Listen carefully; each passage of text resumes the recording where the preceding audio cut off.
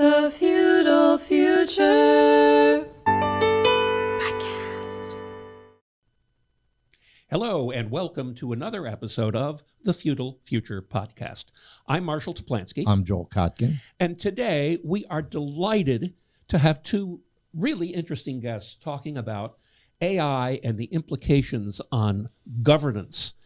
First is Dean Yoost, former senior partner at PwC, and our old friend, Ashwin Rangan, who is CEO of DoubleCheck, which is a wonderfully interesting fintech company. Both of you are very heavily involved in NACD, the National Association for Corporate Directors. Mm-hmm. And you've just written a fascinating book called Governance in the Age of AI.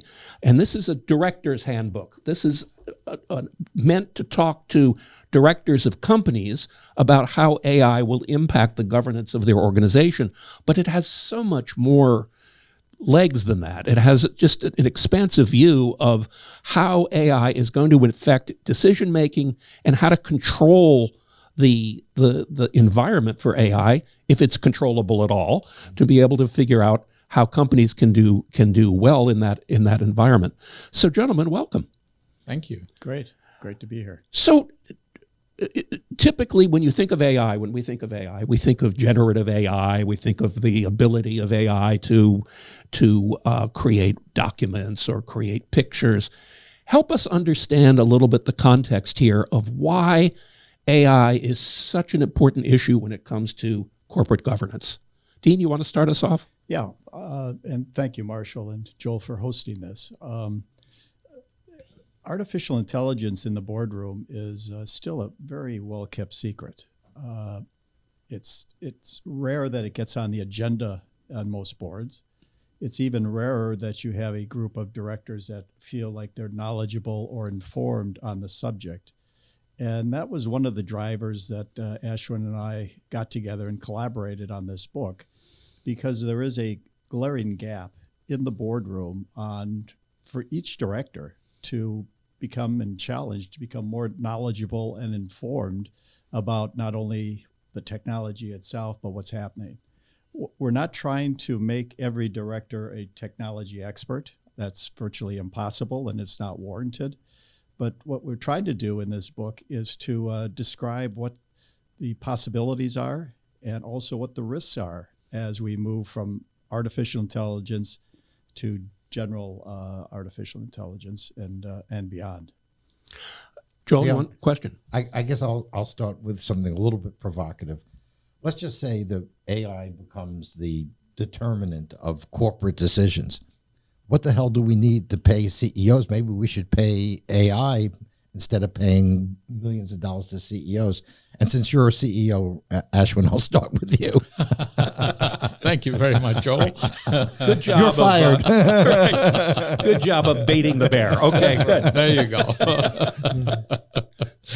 Well, look, I think we shouldn't confuse AI for real intelligence. I think there is a real danger there.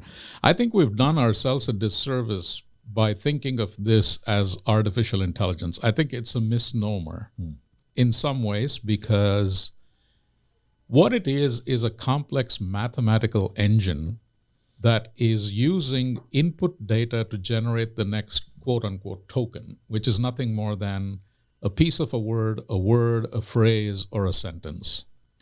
To attribute intelligence to that mathematical engine would also presuppose that that engine has the ability to discern and make decisions that are value-based.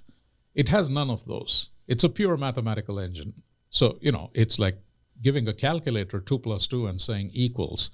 It'll give you 4 no matter what you do.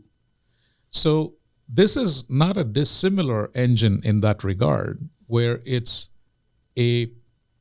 I could almost call it a prediction of the next token engine and not really artificial intelligence. Because I think when we use the term intelligence, we are also connoting that the intelligence has the ability to discern between right and wrong, good and bad, ethical and non-ethical, legal, not legal, formal, informal. Well, all of couldn't you those. add that into your questions and say, consider this, this, and this? You could. One of the dangers that Dean and I have talked about extensively in our book, and I think Dean is now in the process of publishing another book on the risks of quote-unquote artificial intelligence, is that these machines hallucinate. In other words, they take off into la-la land and make up stuff that doesn't exist because they don't know that it doesn't exist. You can tell it to look at formal literature and ground itself in that formal literature, but it doesn't always obey because it has a mathematical engine that is asking it to predict the next token that is most likely, and it's the likelihood that it now forecasts as the next sentence and doesn't necessarily go back and say, I need to be rooted in reality. Now, if you're planning a party and you ask it to give you 5 ideas which you haven't thought of, it is wonderful at doing that. We don't call that hallucination. We call that imagination. Right. But when you ask it a formal question and it imagines something that doesn't exist, we say it's hallucination. So we can't have it both ways, you see. So I think we need to be careful about when we call it artificial intelligence and what we attribute as the characteristics of intelligence before we agree that this is artificial intelligence. Well, so you're creating this caveat that says, don't overdo it, right? Don't attribute too much to this. But in fact, if you look at the hype that's out there, people are assuming that machines are going to do a better job of things like discerning patterns, right? So if you're a director in a company and your CEO and management team comes to you and says, hey, you know what? We've looked at the business. We've analyzed it. We've had the AI analyze the treasure trove of data, whether it's relevant data or irrelevant data, and it tells us that the patterns are stacked up this way. Yep. And so we're going to change strategies. We're going to go, because the AI pointed this out, we're going to go change strategies. And then the strategy doesn't work. Mm-hmm. How do you avoid that from happening? So, Marshall, there's a piece in our what we've done in this book that addresses the fact that generative AI should be used by directors to make the board more effective. Now, what does that mean? Well, that could mean it's really limited by the creativity of the board. You might find this interesting, Joel, is that outside the U.S., there are boards now giving AI a board seat. Oh, my goodness. Or a board observer position, which, I mean, a formal position. Yes. So that has started. Now, I'm not suggesting that ATT is going to jump and appoint artificial intelligence as a board member today, but you can see where the possibilities Maybe are. they'll have better results. It's possible. It's certainly possible. But the future is unlimited. As Ashwin indicated, these are machines, but you can see where the next generation after generative AI may be going. It's general intelligence, it's super intelligence, and that talks in terms of equaling human capabilities or surpassing human capabilities. That's way beyond the scope of what we wrote. What we wrote was a handbook for board members and executives to get more knowledgeable about this generation of AI, which is generative AI. What are you finding the reaction to the book to be? Are people pushing back? Are they embracing your thoughts? What kind of feedback have you gotten on the book thus far? We've got outstanding feedback. Yeah. The circles that I'm dealing with at the board level, they're very excited that in one place they can see a lot of this basic information available. And we have at the end of each chapter a summary of some of the key areas, key takeaways, key questions that board members can actually take that into the boardroom and ask thoughtful, intelligence questions about a topic that most of them are not experts in. The spirit of my question was really around the question of acceptance of the inevitability of AI versus hiding from it. Are you finding that people are kind of coming back and saying, yeah, no, this stuff is never going to happen? Or are you finding that people are saying, yeah, this is going to happen. It's happening now. We need to get, so how much rejection of the premise that AI is going to be influencing strategy and going forward do you find? That's a different question. So you're asking a layered question with at least 2, if not more layers. The last thing you said is strategy. If you wind back, you started out with patterns. I think there is a continuum of possibility with AI that we need to have in mind. So if you look at historic data, which most companies have in plentiful supply, not necessarily representative, but historic data. So the historic data tends to have patterns that may or may not be hidden. And the first generation of AI was all about discovering these hidden patterns that were difficult for the human eye to perceive. So in some ways, it's applied analytics, but using AI to provide those second and third order patterns that were previously invisible. From there, you go to predictive AI, which has the ability to look at interval data and predict what the next value in the interval is going to be, whether it's a time interval or a value interval. I think we went from there to the token generation mechanism with generative AI and the transformer mechanisms that gave you the next word, the next sentence, and so on. What we now are seeing is the 4th generation of AI, which is agentic AI, which has the ability to take input data, good, bad, or indifferent, and make rudimentary decisions. So it's particularly powerful when you have workflows which are repeatable, with patterns that are recognized and automatable. And these are, one term of art here would be prescriptive analytics. This is the AI is prescribing a solution to something based on what it's seen.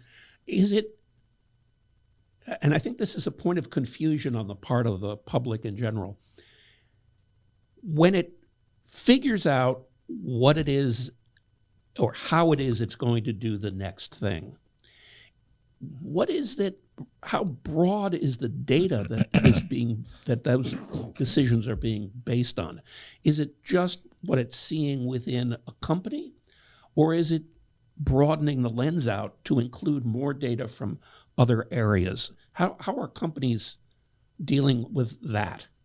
So with agentic AI specifically, it's the company's proprietary data residing in a container that is insulated from the rest of the world, not infused with the world wisdom, so to speak, except at the point of initial training. So you have an underlying large language model that's been trained with anything that's been thrown at it, but it becomes the basis of the container, and then you further augment the container contents with company-specific data, and then you say, this is the workflow. Here are all the systems that are involved in the workflow. You provide access rights to the LLM and this agentic model and say, draw this information from this system, this other information from this other system, so on and so forth. I mean, imagine, I would argue 50, 60% of routine work in a corporation is routine work. There is not much value added beyond searching for information from multiple sources, arriving at a conclusion and saying this is the most likely next action. Those are being automated with agentic AI.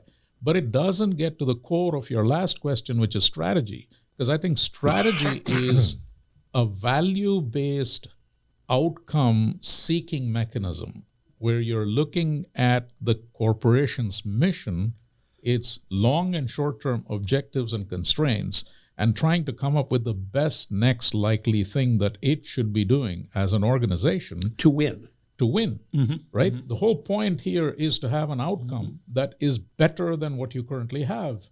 So to do that, I think you need human intelligence. You could have an AI machine listening, as Dean said, providing you with an input, but it cannot be the determinant. I think that would be going too far. I think an issue, and Dean, maybe we'll start with you on this, but I'm an employee in a company, and something is saying, we're going to do this. And in the past, they would say, well, McKinsey said that, which is, likely to be wrong. But, but it cost you enough to be able to get that answer, exactly. Right? And it gives you a justification to the media and also to your employees. What happens if I'm an employee and I say, well, you've been laid off because AI said you should be laid off, as opposed to the individual being inflicted by management. I mean, is there a credibility issue, both with the media and with employees? If you're saying, I'm making this decision based on AI, is that an issue that could come up? It's a very good question, Joel. Stunningly, Gardner recently came out with a study that says by the year 2028, 3 years from now, 1/2 of the middle management employees in the U.S. will be gone. Their jobs will be redefined.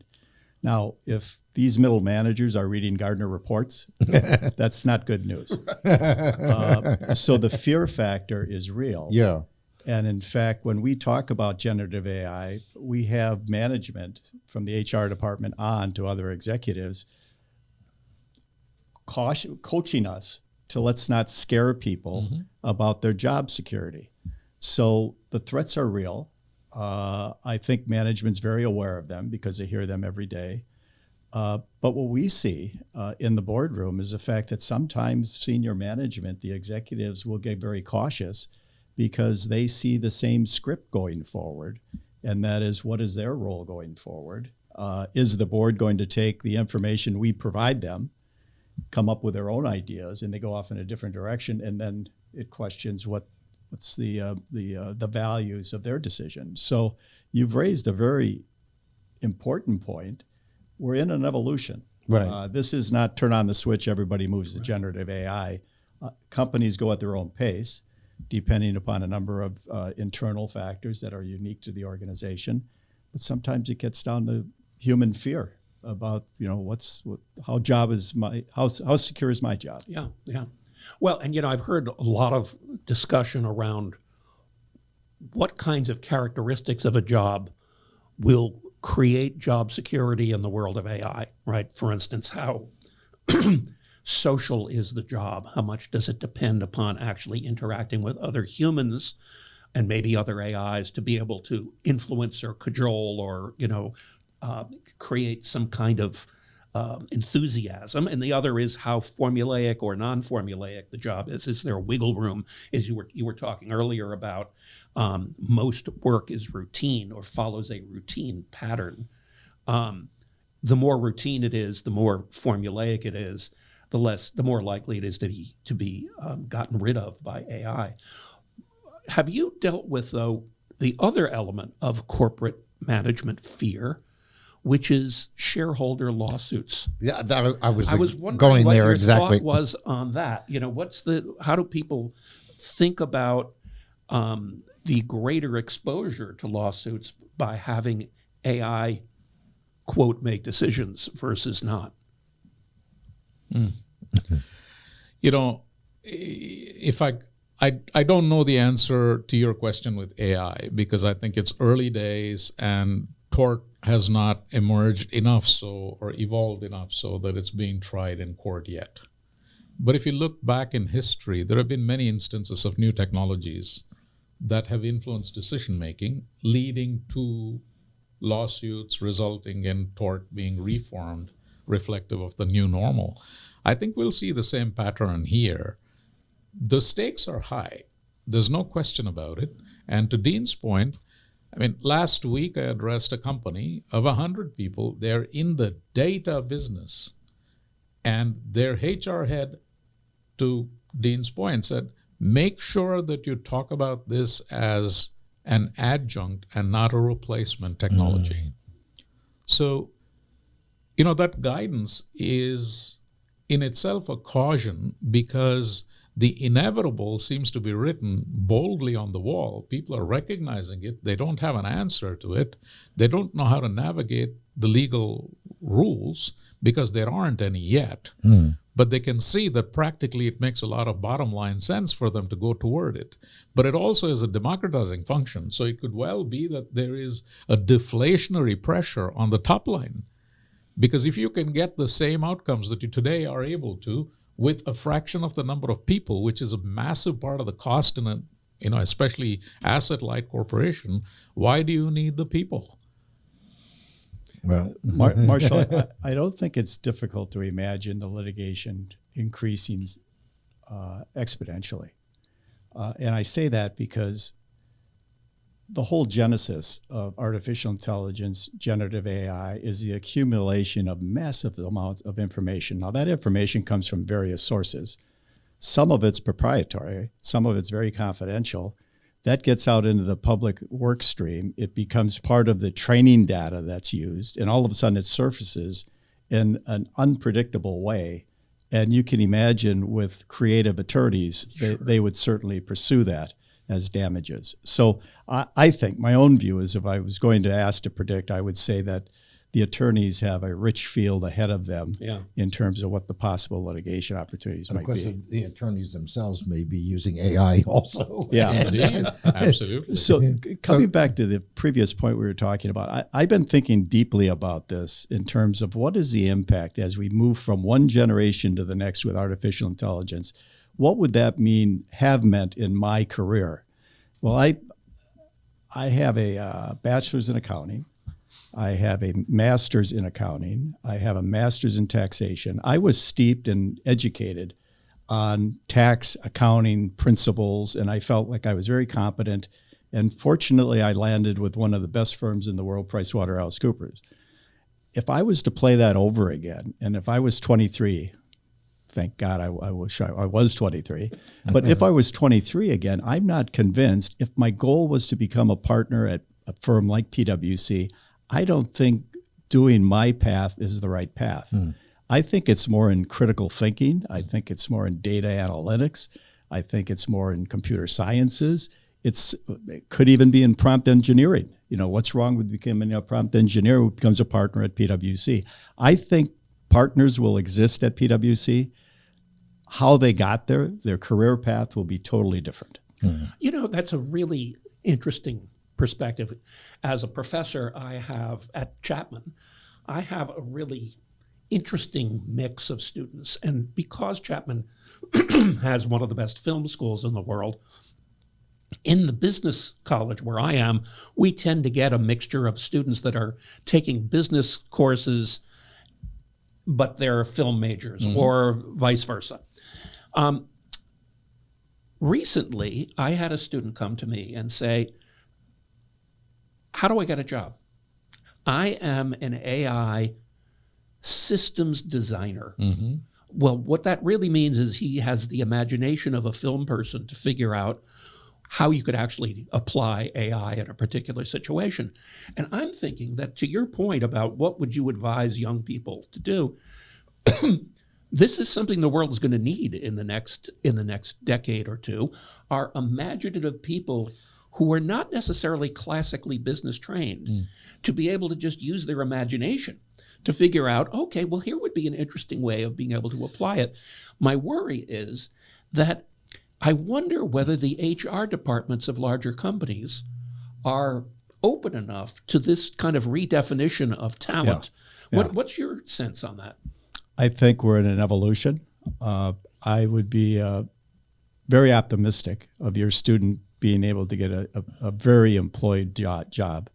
And it could very well be in one of the traditional businesses or traditional industries that are looking for creative people who have that have a view and a skill set that's very transferable to what is going to be needed in the future. So I'd be optimistic. I mean, my sense, listening to Marshall and having my own experience teaching, what I worry about is that it's exactly critical thinking that's missing in education today. Yeah, indeed. I mean, you have the indoctrination and, their ideas that you can't challenge, whether they're free market ideas or Marxist ideas, but there tends to be sort of orthodoxy, and I think that's a problem.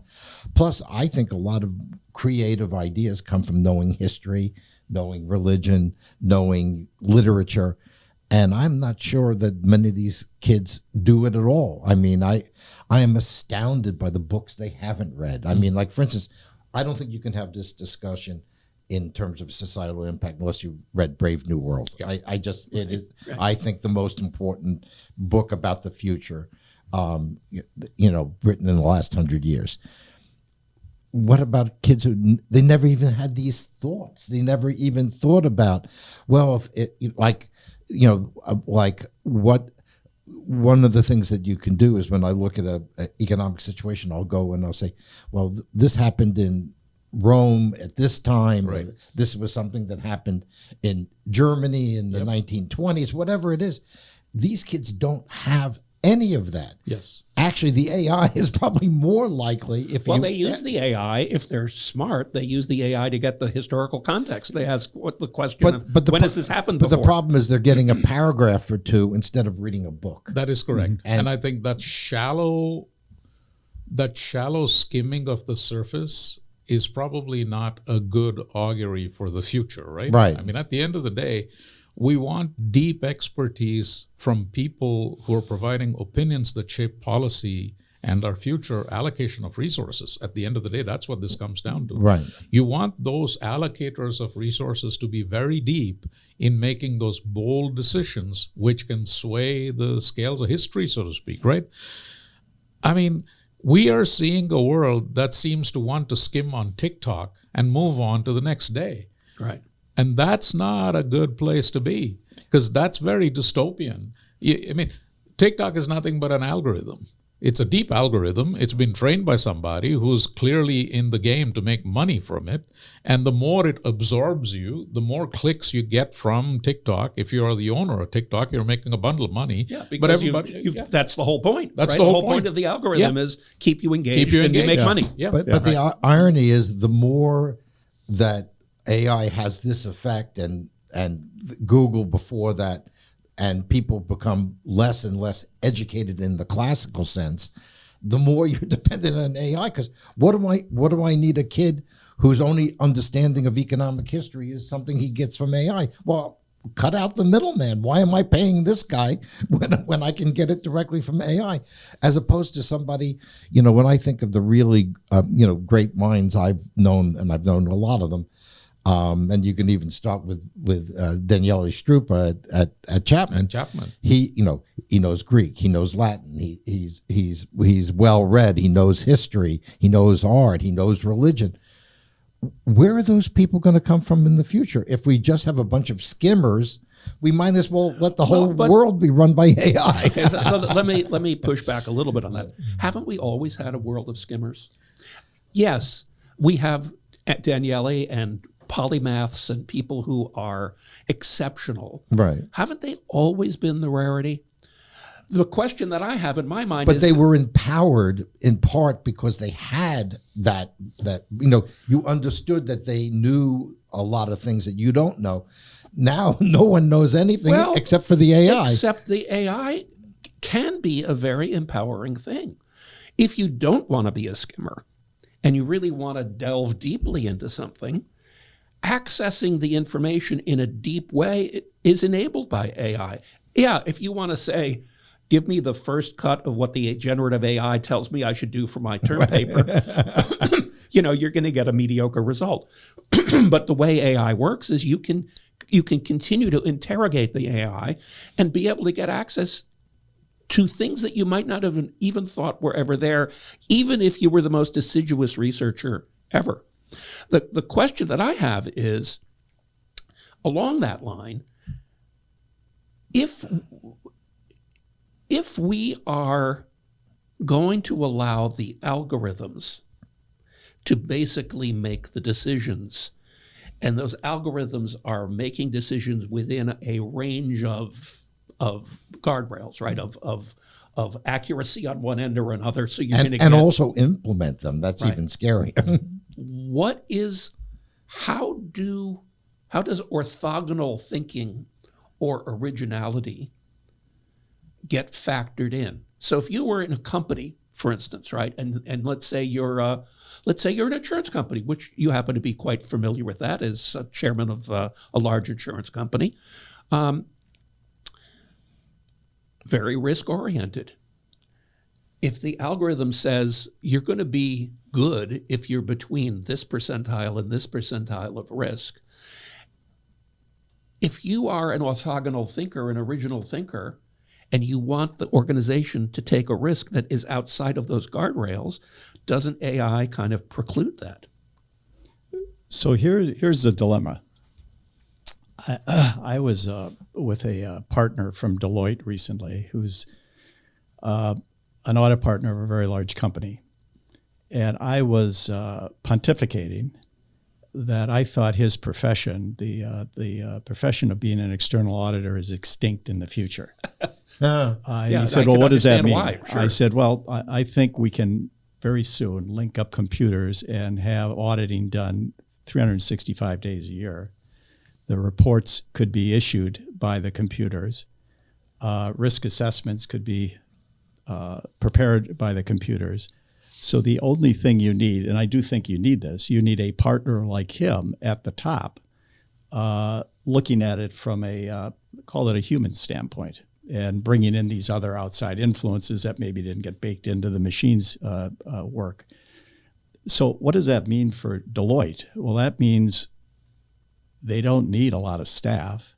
They'll probably take the position that, well, the fee stays the same or goes up because it's a value-added fee. It's not based on rates and hours, but it wipes out the need for staff.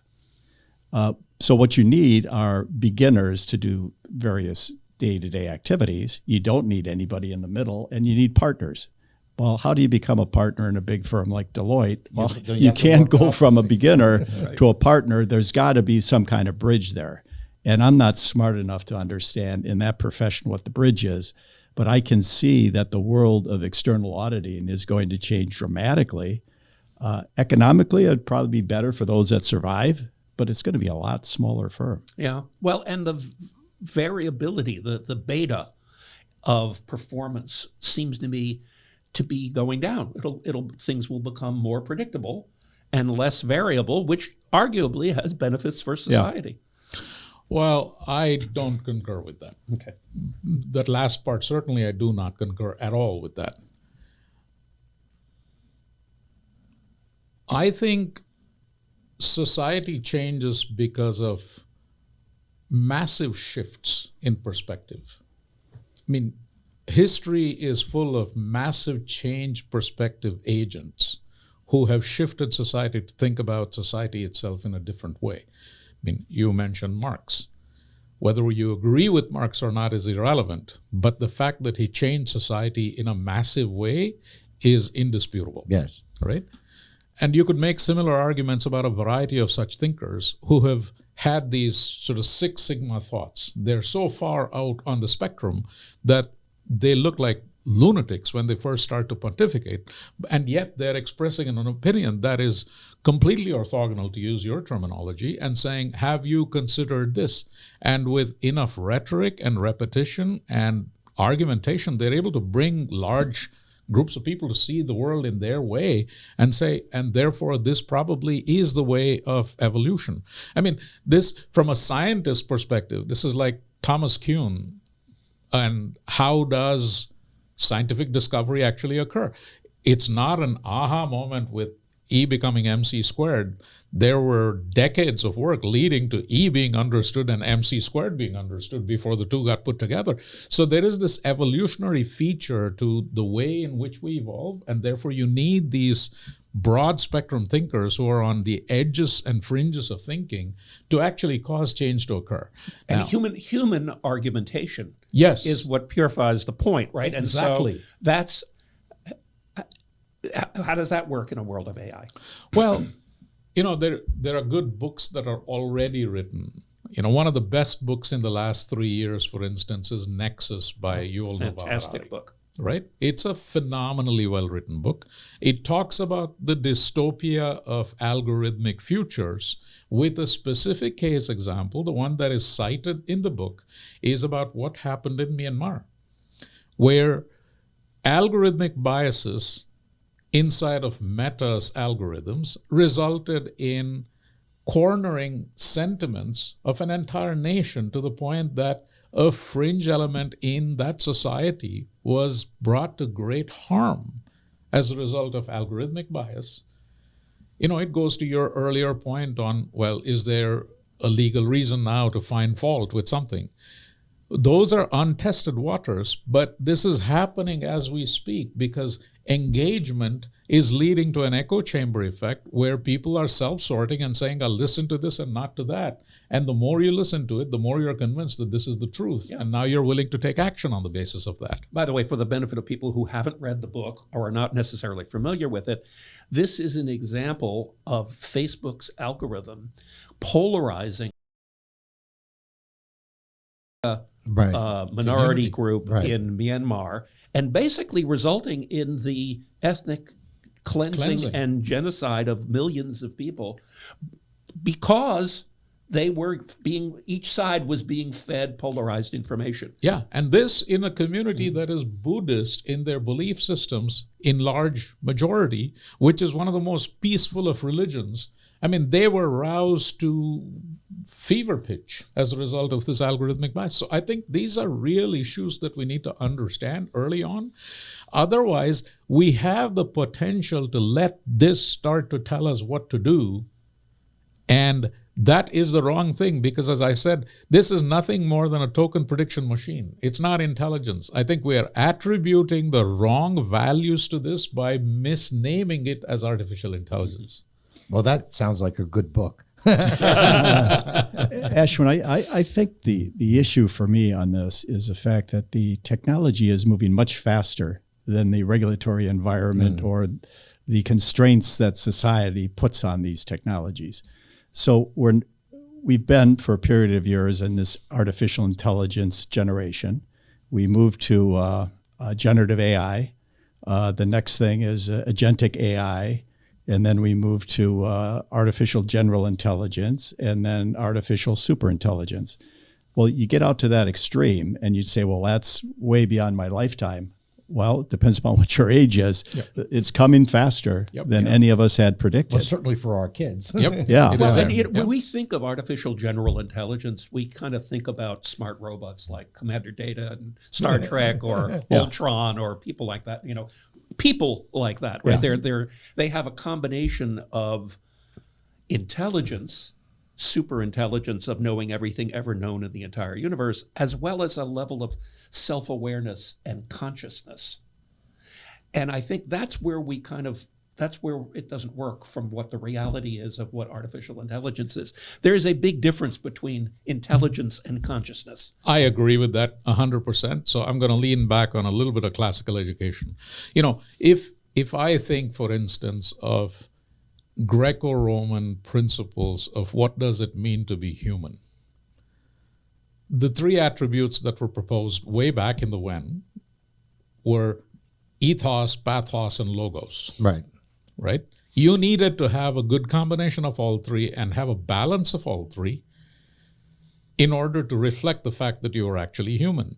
Well, I think with these intelligence machines, logos is going to get way past our capability. The average human will not be able to keep up with the logical inferencing that these machines have the capability for because they can take on incredible amounts of data, connect the points, and make good decisions. And much quicker. Much quicker. Yeah. And make them better, faster, cheaper than we humans are able to. But will it replace my ethos? Unlikely, unless I teach it the very meaning of ethos, which is very difficult. We all know that codifying ethos is the problem of the legal body. Right. Well, and because how do you avoid making that situational? Exactly. Right. And it becomes black and white. The spirit of the law oftentimes is more important than the letter of the law, and therefore you have the interpretation of the law all the time. You have lawyers to interpret the law and judges to interpret the lawyers and so on and so forth. So those are the checks and balances. But when you get to pathos, there is no machine in the world that can replicate my pathos. Right. So I think there are certain boundaries that are self-inflicted here. We just need to be recognizing of that and say lean into those because those are the things that will not change just because we have better machines. So Ashwin, that's why I think that what you're saying is so critical in terms of how we deal with the situation that we're in now, in that, and that's why I think things like religious ideas or human ideas are going to become more important, not less. Yeah. Because the tendency is going to be to be mechanical, to do things by rote, and what we have to think about is the response is to actually accentuate these classical ideas, pathos and ethos in particular, but there are certainly others as well. And I think that's one of the problems that we in the education business, if you want to put it that way, have to deal with, because our kids aren't being taught that. Well, and that's actually what I really wanted to kind of move as we get close to finishing up. I wanted to move the question to both of you. So this book, the intent of your book, was really to help train corporate directors on, sensitize them to what the environment for AI is going to be. Mm-hmm. So if you were looking at it from our point of view as professors at universities, me in particular as professor at a business college, what do you think, what are your recommendations on what we should be teaching people? Kids, that's great. MBA people, undergraduate people. What kinds of things should we be sensitizing them to? Maybe the corporate boardroom may be too much of a sophisticated environment that they're not going to initially have a pathos for. But what do you think what kinds of things should we be getting across to them? Well, Marshall, let me start as being a board member. I have a firm belief that in today's world, to be an effective board member, you have to have more than a casual relationship with technology. When I joined boards 2 decades ago, in the morning we would have a strategy discussion. In the afternoon we'd have a technology discussion, and then after that it was regulatory issues. That no longer is the case. The technology and the strategy discussions are the same. Right. So you can't be an effective board member without having more than a passive knowledge of what's happening in the technology world. Again, I'm not suggesting that everybody needs to be a technology expert, but they have to be more than a casual reader of the back page of the Wall Street Journal. Mm-hmm. Now, how does that translate to people being educated? I think whoever it is, irrespective of what their career aspiration is, they have to have a technical knowledge. Mm-hmm. You need to define what that really means, but it has to be more than just a casual relationship with technology, because it impacts business, it impacts certainly the board and management, but it impacts all of us in a daily manner. So I think what you teach the younger people, there has to be a large segment of technology education and knowledge. Ash, last thoughts on that? Well, I'm going to go to beyond what Dean said, in addition to what he said. I tend to gravitate to what you were talking about, which is what are some of the more human considerations that we need to be teaching. There's a lot of mechanical considerations that we should be teaching our children, because to survive in this new world, they need to have those mechanical skills, data analytics, understanding that Python programming, there's a whole bunch of things that they should be taught. But in addition to that, I think there are certain values that I would gravitate towards as sort of timeless values. It'll take a lot of wisdom to make good calls in the future. Otherwise, you're likely to succumb to a machine making the call. We need to train our children to understand the true meaning of justice. Justice is oftentimes in the eye of the observer, but I think there is a higher call which says that there is just and unjust, and you need to distance yourself and look at it from a higher elevation point and see whether it is just to all concerned. I, for one, particularly feel that because I grew up in just immediately post-apartheid Africa. So I have seen firsthand what the lack of justice can do to society. It can really harm generations in society. It takes generations to recoup from those losses. It also says that we need to teach our children courage to speak up when they're convinced that they are in the right. Not just follow the herd and the mass mentality, but to stand up and be counted. And last but not least, to be moderate about it. Otherwise, you could be wise, you could think that you are being just, you may be courageous, and without moderation, you become an extremist. So we need to throttle that instinct and say, you may be right, but you still and speak when you have to speak. take a stand only when you must. Be aware that there are countervailing forces at all times.